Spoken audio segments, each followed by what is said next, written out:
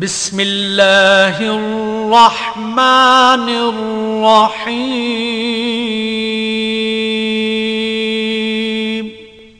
شروع اللہ کے نام سے جو بڑا مہربان نہایت رحم والا ہے۔ اعوذ باللہ من الشیطان الرجیم، بسم اللہ الرحمن الرحیم، الحمدللہ رب العالمین، والصلاة والسلام علی سیدنا و نبینا ابی القاسم المصطفى محمد وآلہ الطاہرین، اللہم صلی علی محمد وآل محمد وعجل فرجہم۔ دین مبین اسلام نے دوستی بنانے اور دوست بنانے کے لیے بہت تاکید فرمائی ہے، مگر ایسے دوست بنانے سے منع فرمایا کہ جس پر انسان کو پچھتانا پڑے، آخر میں پشیمان ہونا پڑے۔ دوست بنانے میں انسان کو چند باتوں کو مد نظر رکھنا چاہیے۔ مثال کے طور پر دوستی کس سے کی جائے، یعنی دوست ہم کسے دوست بنائیں۔ دوسرا یہ کہ دوستی کیسی ہونی چاہیے، اسی طرح دوستی کس حد میں ہونی چاہیے، اور دوستی کیوں ہونی چاہیے، دوست کے حقوق کیا ہیں۔ اس طرح کی بہت سی باتوں کو انسان کو مد نظر رکھنا چاہیے، لیکن خوش قسمتی سے دین مبین اسلام نے ہمیں ان سب پہلوؤں پر مدد فرمائی ہے اور ہمیں بیان فرمایا ہے۔ سب سے پہلا جو سوال ہمارے ذہن میں آتا ہے، جو سب سے مہم ہے کہ کس سے دوستی کی جائے، ہمیں کس سے دوست بنانا چاہیے۔ دوست دو طرح سے ہوتے ہیں، ایک یہ کہ برا دوست ہوتا ہے اور دوسرا اچھا دوست ہوتا ہے۔ دوست کی دو قسمیں ہیں۔ جس طرح بری صحبت کا انسان پر اثر پڑتا ہے، اسی طرح مخلص دوست اور اچھی دوستی بھی انسان کی زندگی میں بہت بڑا کردار ادا کرتی ہے۔ اگر میں یوں کہوں کہ اچھا دوست زندگی کی سب سے بڑی نعمت ہے تو شاید غلط نہیں ہوگا، کیونکہ یہی دوست ہی تو ہے کہ جو اپنے دوست کے ہاتھ کو پکڑ کر جہنم سے نکال کر جنت میں لے آنے کے قابل بناتا ہے۔ یہی دوست انسان کی دنیا میں بھی مدد کرتا ہے اور آخرت میں بھی یہی کام آتا ہے۔ آج کے اس مختصر سے وقت میں ہم برے دوست کے چند نقصان آپ کے خدمت میں بیان کریں گے، تاکہ انسان دوستی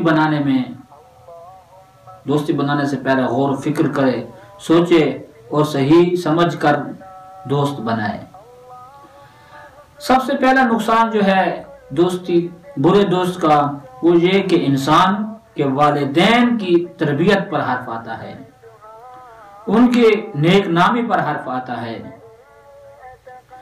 کیونکہ یہ ہمارا معاشرہ، بلکہ یہ انسان کی فطرت ہے کہ جب ایک بچہ کوئی غلط کام کرتا ہے، کوئی بری بات کرتا ہے، تو انسان کے ذہن میں جو چیز آتی ہے وہ یہی آتی ہے کہ اس کے والدین نے اس کی صحیح تربیت نہیں کی، تربیت میں کوئی کمی رہ گئی ہے جس کی وجہ سے یہ ایسے کام کر رہا ہے۔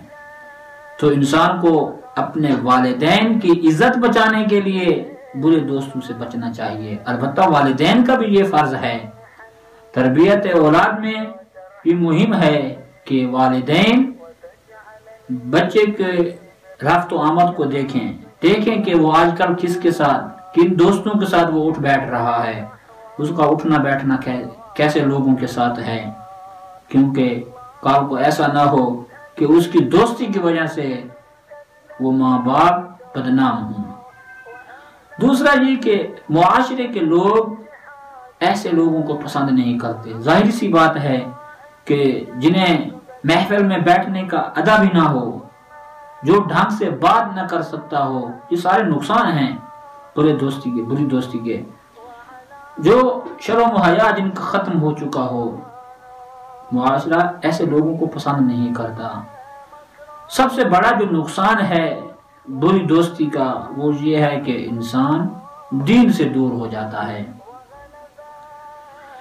کیونکہ مثال سے آپ کو سمجھاتا ہوں میں، جب ایک متدین گھرانے کا لڑکا، دیندار گھرانے کا لڑکا جب بری صحبت میں بیٹھنا شروع کرتا ہے، برے دوستوں میں بیٹھنا شروع کرتا ہے، تو ابتدا میں جب نماز کا وقت ہوتا ہے، اذان آتی ہے، تو وہ نماز کے لیے بندوبست کرتا ہے، نماز کے لیے جاتا ہے. لیکن وہ جو بے نمازی دوست ہیں وہ اس پر ہنستے ہیں. شاید کچھ دن پہلے کچھ دنوں میں یہ اس طرح نماز کو پڑھتا رہے وقت پر، لیکن دوستوں کے مذاق اور ان کی گستاخی کرنے پر آہستہ آہستہ اس کی بھی عادت ہو جائے گی کہ اذان بھی ہو جائے گی اور وقت نماز بھی ختم ہو جائے گا، لیکن یہ محفل میں بیٹھا رہے گا. اس سے بڑا کیا نقصان ہوگا کہ ان دوستوں کی وجہ سے انسان نمازی سے پہلے اول وقت نماز پڑھنے والا نماز پڑھنے میں تاخیر کرے اور اس کے بعد اس کے ساتھ ساتھ آخر میں حتی نماز کو ترک کرنے پر آ جائے. اس سے بڑا کیا نقصان ہوگا. دعا ہے اللہ عز و جل اپنے حبیب کے صدقے میں ہمیں اچھے دوست عطا فرمائے، ہمیں دوست کے حقوق جاننے کی اور ان کا ادا کرنے کی توفیق عطا فرمائے اور برے دوستوں سے بچنے کی توفیق عطا فرمائے. السلام علیکم ورحمۃ اللہ وبرکاتہ.